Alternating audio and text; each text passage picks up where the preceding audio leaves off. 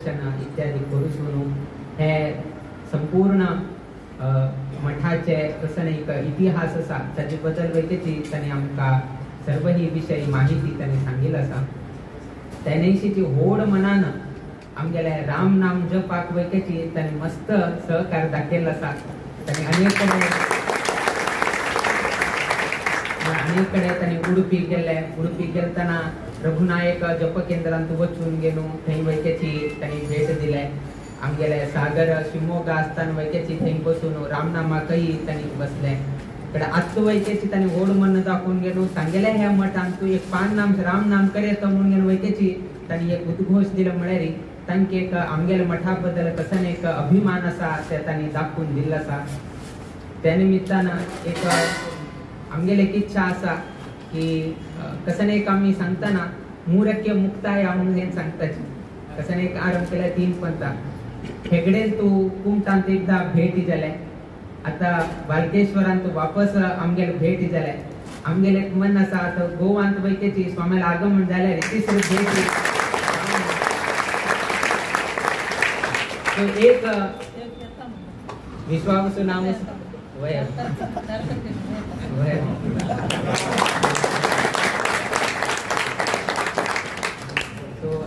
एक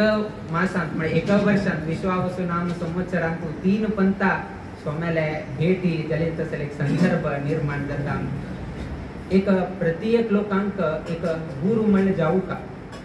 ते नैशीची हंगा वैकेची आमगेले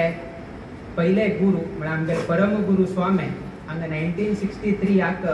हांगा मठ हांगा स्थापन जाता फाउंडेशन टायमारी तिनी स्वामी हांगा आशिल म्हणले उल्लेख मेळता तदनंतर 1978 आक आमगेले प्रिय गुरुवर्य स्वामी हांगा पूर्णानंद वसती गृह हांगा निर्माण जाला आसा तुम्ही यात्राकाचे आरंभ येताना एक व्हड थंय एक इमारत दिसता थंय स्वाम्यान आयिल्ले उल्लेख मेळता तदनंतर 2011 वैकेची आमगे प्रिय गुरुवर्य स्वामी हांगा आयिल्ले उल्लेख मेळता सो लागी आता 14 वर्षानंतर वापस गोकर्ण परतगाळी मठा स्वामी आजी बालकेश्वराक येवची तशी जागा अशी एक निकट संबंध एक कवळे मठाक जावो परतगाळी मठाक असेल एक अविनाभाव संबंध असा त्यानेशीची उभय स्वाम्याले केंद्र मठ गोवांतूच असा त्या निमित्तान ताजी एक अनेक संबंध असा गोंयकार म्हणून आमकां संबोधन करतात सो असेल एक अविनाभाव संबंध कवळे मठाक आणि परतगाळी मठाक असा किंतु एक समाजाक गुरु असलेली समाजाक कशी एक अभिवृद्धी जाता म्हणले परंपरागत जावन घेवन आमकां पळोवन घेवन आयिल्लो आसा केन्नाय आमी सांगताची कसने जावं एक गुरु म्हळ्यार उरका तो गुरु म्हणून घेवन आसा म्हणून घेवन एक जर आमकां एक धैर्य आयलो म्हळ्यार ताका मनशाक कितली ताका 100 पटेन ताका एक धैर्य येता ना कसने कर का म्हण कसने भिव का म्हूण ना स्वाम्याल एक मंत्राक्षर आसा स्वाम्याल एक वाक्य आसा हांव मुखार सरतालोच कडेन कसं जाता पळोवय स्वाम्यान सांगलें न्ही वे मुखार सरचें सो ते धैर्य खंय तुल्यान आयलें ते स्वाम्याल एक उतराक स्वाम्याल एक मंत्राक्षर एक ताका बल आयलें हांव मुखार सरचें कितलेय गोंधळ असल्यार वैकेची ते स्वाम्यान एक मार्ग दाखयलो फुडें मागेल मागची एक स्वामी आसा म्हण फुडें पळय तागेले ते चिंतनाची विंगड जावन घेवन वता आमी केन्नाय एक उदाहरण दितात एक पंथा एक गाय चरोवची कितें ग्रेजिंग म्हणून सांगतात ते खंयची रानांत गेले रानांत वचत असताना रानांत सिंह वैके उरता वाघ वैके उरता जिंक वैके उरता अनेक रितीचे पशु पक्षी थंय उरतात सो गाय थंय चरोवचे गेलतना एक वाघ येता आनी वाघाल काम करता आसा ताका 3-4 दिवस जाले ताका कसं पोटाक ना बरे गाय दिसलो म्हळ्यार फुडें ना फाट लागचे चाल केले म्हळ्यार गायक धोर घेवन खावचे म्हणून आज बरे आहार मेळता म्हणून घेवन ते गायची मातशी धांवचे चाल गाय आपणे प्राण रक्षण करता म्हणून कितें ते धांवचे चाल केले एक दिकान वाघही धांवता खावचे कितें एक दिकान गायी धांवता आपणे जीव रक्षण करचे कितें सो दोगी लोक धांवत आसाची अंतिम जावन घेवन कसं जाता की म्हळ्यार एक तळ आहे ते खंयचे तळ की म्हळ्यार दल म्हणून घेवन आमी सांगतात हिंदीन सांगताना म्हळ्यार ते माती आसा आणि उदकही आसा किंतु तांतू पडल्यारी ते सकल तांडून घेता.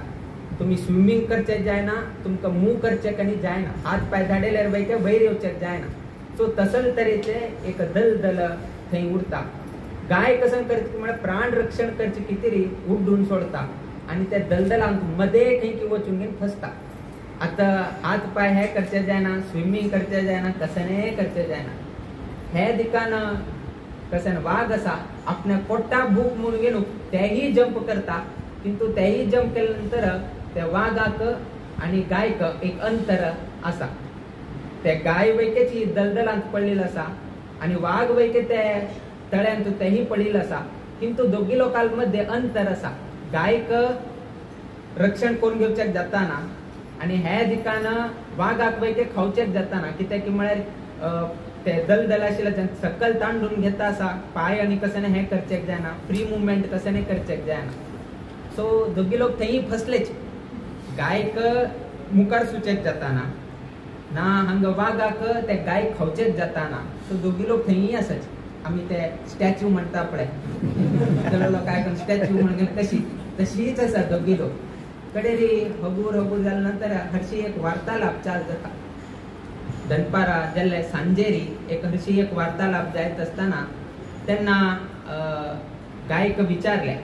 गायनं ते वाघाक विचारले, तुका कोणे तरी आसवे तुगेलो विचारतालो हे करता, तुगेलो कोणे तरी यजमान जाव आसवे. म्हाका कनी कित्याक यजमान जावका, हांवची ची